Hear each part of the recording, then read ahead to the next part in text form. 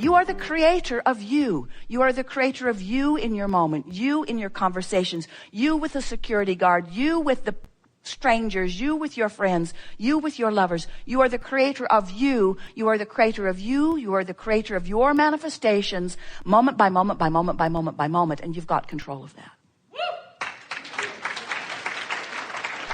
So something happens that gets your attention, and because it has your attention, and it doesn't have the attention of your source. Did you get that? If you feel negative emotion, it means it's got your attention, just not the intention, not the attention or intention of the larger part of you. In other words, when you're feeling afraid, or when you're feeling angry, when you're feeling blameful, you're out there on the raw and ragged edge without the resources of your source, because you are depriving yourself of the full integration or blending of all of that because of the vibrational attitude of whatever it is that you're focused upon. That's what negative emotion always means. So when you get it, that you have control of what you give your attention to, then you know that you can set yourself up for wonderful moments after wonderful moments after wonderful moments. There's no reason for you to dip. But if you believe that your happiness is dependent upon controlling some circumstances that you can't control, so you let the unpleasant circumstances be the reason for your focus, just because you are letting unpleasant circumstances be the reason for your focus doesn't mean that the source within you is letting it, we started to say is dumb enough, but that would be unkind, to let it be the subject of their focus. In other words, when you focus on something that doesn't feel good, it means you've focused yourself apart or away from, in resistance to who you really are. And that, in fact, is the sum total, complete, entire reason for any negative emotion that you feel. You think it's because of the subject of your focus. You think that's why you feel bad. If that would change, I will feel better. That isn't true at all. The reason that you feel bad is because you're using something as your excuse to not allow yourself the blending that must be there in order to feel good. So the primary manifestation that you must look for, if you care about the way you feel, and we know you do, is the manifestation of your orientation with your inner being. In other words, your inner being is who you are. So here's how it works. You were source energy before you came into this physical body. And a part of you came into this personality that you know as you, but the larger part of you remains non-physically focused. It's a fact. Accept it. So here you are, exploring life experience, knowing what you don't want, knowing what you do want, and coming to constant conclusions about what would be better. So you shoot off these vibrational rockets of desire, whether you ever say, I want that, or I would like that, or I prefer that. And of course you say that a lot. But even when you don't say it, your preferences are duly noted by source energy, because that expanding preference moves into what we are calling your vortex of creation. It's just a vibrational version that is the predecessor to all of your wonderful manifestations. And the source within you, who holds no resistance, who understands everything that you want, becomes the vibrational equivalent of it in the moment that you give birth to it. That's why we say step 1 is you sift and sort and ask, and step 2 is source answers. Source literally becomes what you are asking for. But there's another step, and it's really the basis of the body of work that we have been doing with you through these years. And that is, you must find a way to become a vibrational match to not just what you're asking for, but to who you have become because of what life has caused you to ask for. You can't become it vibrationally and not go without feeling bad. So every bit of negative emotion that you have, every bit of it, whether it's negative emotion or whether it's a manifestation that is negative, that is even bigger than the emotion itself, everything that you would call unwanted experience, from emotion right out to whatever the manifestation is always the same thing. It is an expansion that you have not yet completely allowed yourself to experience fully. And when you get that, and when you understand further that all you're reaching for in terms of manifestation, have we won you over with our clever knowledge that the manifestation that you want really is the emotion? So someone said to us one day, Abraham, my body hurts me. How can I feel good when I am in pain? And we said, because you have to separate the physical manifestation from the emotional manifestation. We said you have to separate what has manifested so far from what's in the vortex. You have to separate the emotion from what you are calling reality, because there's another vibrational reality that you have not fully embraced. And when you do, your emotion will be one of ease. We knew that she could leave her fear behind this red hot minute, while it was unlikely that she would leave her physical discomfort behind this red hot minute. So we were saying to her, you have a choice. You can have pain in your body and feel hopeful or knowing, or you can have pain in your body and feel fear. But let the manifestation that you're reaching for be the improvement of fear to hope rather than in the improvement of pain to no pain. Can you hear that? Because you can't control pain to no pain fast enough, but you can control fear to hope fast enough. You can control that. And when you get that, you've got it all. When you get that, now you are the vibrational, deliberate creator that you were born to be.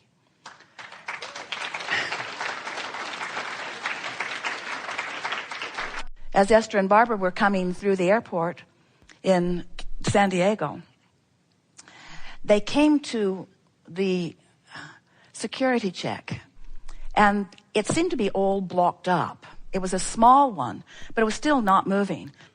They were in the flyby lane at Southwest, and so they just sort of sailed by a lot of people. But then they came to the place, and the man took Barbara's and let her through, and then went like this to Esther. And Esther said, oh no, you have to let me go with her, because she has to help me with my stuff.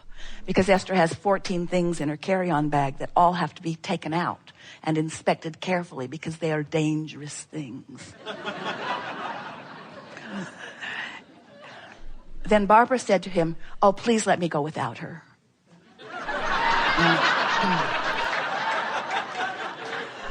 And Esther said, oh, please don't let her go without me. And the man began to laugh, and he let Esther through. And then looked at the people behind Esther and went like, my hands are tied. These are powerful women. And now they are in the line that is not moving, because, as the man told them, there was an eagle eye on the security camera, and she was checking for everything. And Esther thought, oh, that's wonderful. But then Esther had taken everything out of her bag, and so there was no worry about it. And so they went through, and Esther was really proud of herself, because she had packed so carefully and unpacked so carefully. And so she sailed right through. But then Barbara's bag had to go back for a check, because there was a bottle of water in it. And Esther is laughing, because Barbara is the one who is counseling her on how to fly. And she has a bottle of water, a forbidden bottle of water, because everyone knows how dangerous water can be. And so Esther is laughing because Barbara has been caught with her water. And Barbara is laughing because Barbara has been caught with her water. And the man offers to let them step outside and drink it, as if it mattered. You can go back and start again if this water matters to you. And now they're all laughing. And then he takes her bag back through, runs it through again. And when he came back with the bag, Barbara is sitting at a table, putting her shoes on. And the man walked to another table, and Barbara said, wrong table. And he said, no, you're at the wrong table. And Barbara said, no, you're at the wrong table. And he said, no, you're at the wrong table. And then he went to the table where Barbara was, and now they're all laughing. And then he took the bag back through, ran it through again, and told her he needed to check it one more time. And both Barbara and Esther looked at him in surprise and amazement, and he said, gotcha.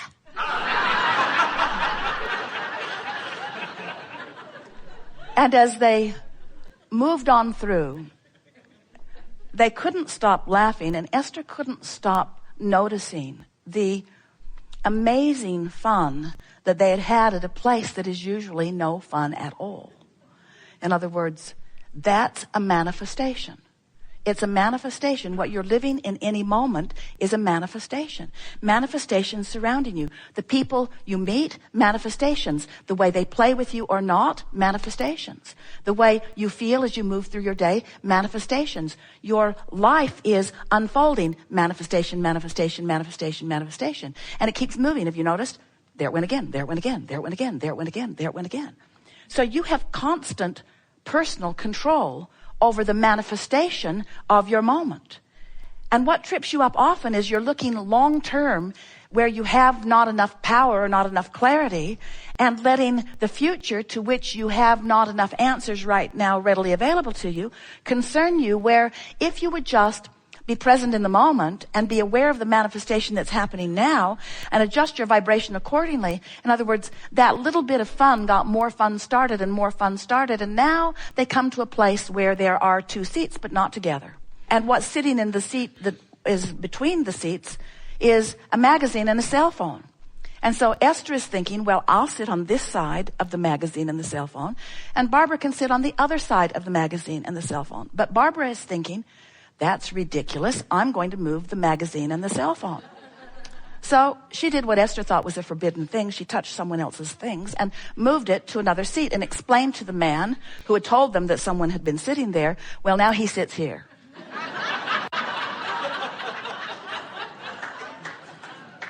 And then a great, big, gruff-looking man comes walking across from Starbucks, and Esther thinks, I'm going to the bathroom. I don't want any part of this. And as he comes to his telephone, which has clearly been moved, Barbara said, we moved you.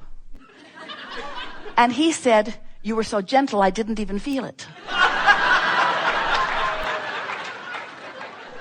And Esther began to realize that now the momentum of fun was started. There was no ending to what the day was going to provide. In other words, you just can't get into a place where you're feeling good, where you're loving the people of your planet, where the people who want to play with you are coming to you. You just can't get on that sort of vibrational roll without acknowledging these are manifestations. And what we want to call your attention to is that the most significant manifestation of all. Have you been listening to us for a while? Some of you have for a very long while. And have you heard us say, yes, you've heard us say on endless occasions, because we say it every time we get together with you. We say it several times every opportunity we have. Everything that everyone wants or ever has wanted or ever will want is because they believe they will feel better in the having of it. They believe they will have a good feeling emotional response in the receiving of this other thing that they think they want. And what we want to convince you of is that what you want is the emotion. What you want is the good feeling. The other stuff's just the justification that you give for having it. In other words, I want prosperity because I will feel better, and I want a lover because I will feel better, and I want this because I will feel better. I want everything that I want because I believe I will feel better in the having of it, and I believe I will not feel good in the absence of it. But it is the emotion that is the primary manifestation. Hear that. Your emotion is your primary manifestation. And if you can hear that, if you can leave with that today, if you can know it in the way we know it, then you will have control of the only manifestation that matters, which is the way you feel. And when you get control of that one, you've got control of every other manifestation. You've got control of financial manifestations, of physical manifestations, of relationship manifestations, of worldwide manifestations, of weather manifestations. You have control of every other manifestation if you deal with the only manifestation that matters, which is, how am I manifesting in this moment? Which means, oh, hear this. It's the first time we've said it this well. Oh, we forgot. No, we didn't forget. How much of me am I allowing to manifest here and now? How much of me is playing with you now? How much of me are you getting? Are you getting the pinched off version because I'm choosing something that bothered me last night and that I worried about? Am I choosing something that only allows a little bit of the manifestation of me to be here so you get the raw, ragged edged, on-retoed version of me? Is that the manifestation that you're getting of me? Or are you getting the full-blown, tuned in, tapped in, turned on, source energy manifestation of me? That's the manifestation.